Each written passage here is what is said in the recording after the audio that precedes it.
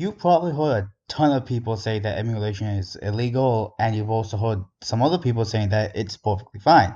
And in my opinion, I'm on the side that think it's fine, and I really hope that it never leaves. But instead of giving you reasons why you should think it's good or not, I just want to talk about my experiences with it. So, I really hope you sit down and stay and watch, and thank you for staying. One of the last things I talked about before the history, I'm not saying that, emulation is, good, and I never said it was bad, but like, again, just don't go out and do it. I'm not endorsing doing emulation, but you get the point. But first, when I started emulating stuff, I don't remember the exact date, but I remember when I was somewhat young, and when I had a N64, it broke eventually, and I really, really wanted to play Ocarina of Time again. So of course, I went to the internet and discovered emulation, and then I became a filthy pirate after that. And later on, I started getting into GBA emulation and then DS emulation, but DS emulation, I remember back then it was pretty difficult. Like, just I don't know why I couldn't get it to work as easily, but like, if not, it was just really slow sometimes. So at some point I just gave up. But I usually just stuck with a lot of the Nintendo consoles back then, like like GBA and 64, and I think at one point I started to get into Dolphin emulation, like the GameCube stuff.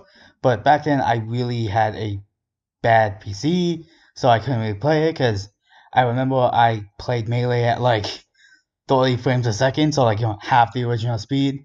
And then there was Digimon Rumble Arena 2, which was somewhat close, but like I think it was around 40 to 30 frames. And I remember Wind Waker actually was on that PC. It played at like 1 frame a second when it got into the actual game, so I kind of stopped after that because of the PC. But usually, say when I played on Game Boy Advance emulation, so Visual Boy emulation, I actually went a lot deep into Pokemon ROM hacks just because it was a GBA and I really wanted to play Pokemon, and I didn't play the original GBA ones. I think I played like Ruby and Sapphire for a bit and stuff like that, but I never really finished them as a kid. So yeah, I went to ROM hacks a lot. And some of the ones I actually really liked was Pokemon Ruby Destiny, Pokemon Old White, a Pokemon like Platinum. But yeah, there was a newer one, but there was a really old version that I played a lot as a kid, so I honestly played that a lot more than the new one. And there was also Red Rescue Team, which yeah, it's not a ROM hack, but I really, really played that a lot as a kid, so you know. Then there was also the PS1 emulation and PS2. Even though I had a PS2 originally, it just I would want to see if I can actually emulate this stuff. Obviously, the PS1 I played a lot more just because it ran a lot better on the old computer I had, so that's a good thing.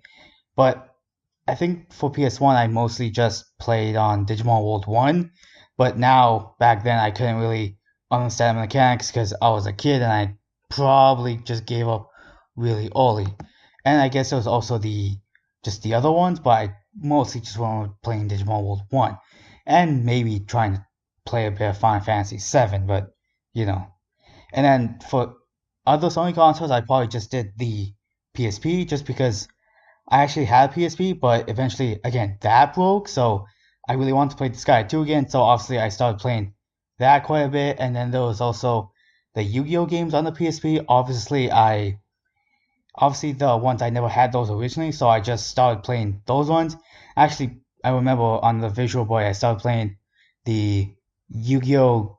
Duel Academy one. I actually remember playing that a lot, and I remember like save stating whenever there was a test, so I could just cheat a little bit and like make sure I do good on all the answers and like make sure I instantly do good on all the dueling parts, just because I really wanted to rank up easier. So yeah, that's those were some of my stories about how I got into emulation and like just my history with it so far. Obviously, I have a better computer now, so I'm able to emulate stuff a lot easier. And yeah, that's just again been my history with emulation. I really hope you guys enjoyed it, and if I have anything else to say on the matter, I will probably make a part two. But that's been my opinion on emulation and my history, and thank you guys so much for watching. See you later.